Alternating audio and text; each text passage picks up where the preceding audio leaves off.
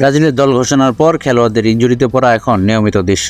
প্রত্যেকবার এই সমস্যায় একজন ফুটবলার দল থেকে ছিটকে পড়েন। এবারও তার ব্যতিক্রম ঘটেনি। দল ঘোষণার পরে এখন পর্যন্ত জাতীয় দলের ক্যাম্প ছেড়েছে 3 তারকা ফুটবলার। তাদের অবর্তমানে নতুন খেলোয়াড় ডাকতে চলেছে ব্রাজিলের কোচ দুরিবাল জুনিয়র। এক ডিফেন্ডারের বদলি হিসেবে জাতীয় দলে দেখা যেতে পারে থিয়াগো সিলভাকে, এমন গুঞ্জনও আছে। এই মুহূর্তে ইংলিশ ক্লাব ম্যান সিটির হয়ে দারুণ ফর্মে ছিলেন ব্রাজিলিয়ান ফুটবলার সাবিনো, যার দরুন তাকে ডাকা হয় জাতীয় দলে। তবে তার এই সৌভাগ্য হয়নি, তার আগেই পড়তে হয়েছে ইনজুরিতে, যার কারণে বাদ পড়তে হয়েছে তাকে। তার বদলে ব্রাজিল কোচ দুরিবাল দলে রেখেছে অভিজ্ঞ লুকাস মোরাকে। ব্রাজিলিয়ান লিগে খেলা এই ফুটবলার বর্তমানে দারুণ ফুটবল খেলছেন সাও পাওলোর হয়ে। তবে তার জায়গায় বার্সেলোনার রাফিনাকে না ডাকায় ক্ষুব্ধ বেশিরভাগ ব্রাজিল সমর্থকেরা। তারা মনে করেন মোরাত থেকে যে কোনো দিক দিয়ে এগিয়ে রাফিনা। আমি নিজেও চেয়েছিলাম বার্সেলোনার হয়ে দুরন্ত ফর্মে থাকা রাফিনাই ফিরুক জাতীয় দলে।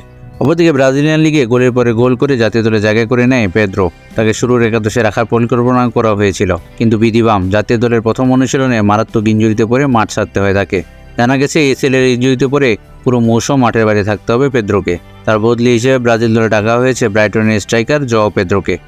সম্প্রতি তিনি দারুণ ফর্মে রয়েছেন তার ক্লাবের হয়ে। তবে পেদ্রোকে না ডেকে ফুলামের রদ্রিগো মুনিজকে ডাকলে ভালো হতো বলে মনে হয়। তিনি গোল করার জন্য বেশ প্রসিদ্ধ, দারুণ সব গোল করে ইতিমধ্যে দাগ লাগিয়ে দিয়েছেন সবাইকে। সর্বশেষ গতকাল শেষ ট্রেনিংয়ে ইনজুরিতে পড়েছেন রিয়াল মাদ্রিদের হয়ে খেলা ডিফেন্ডার এদের মিলিতাও। ডান অরুদ চোটে তিনি মাঠ ছাড়েন, পরবর্তীতে তিনি মাদ্রিদের উদ্দেশ্যে রওনা দিয়েছেন। ধারণা করা হচ্ছে অন্তত 2 সপ্তাহ মাঠের বাইরে থাকবেন তিনি। তার বদলি হিসেবে কাকে দলে অন্তর্ভুক্ত করা হবে তা এখনও নির্ধারণ করেনি কোচ দুরিবাল।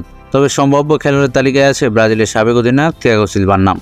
তিনি এই মুহূর্তে ব্রাজিলিয়ান লিগে খেলছেন, খুব সহজেই ক্যাম্পে যোগ দিতে পারবেন বলে এরকম গুঞ্জন শোনা যাচ্ছে। একই সাথে জুভেন্টাসের ব্যামারের নামও জোরে সোরে বলছে ব্রাজিলিয়ান মিডিয়াগুলো।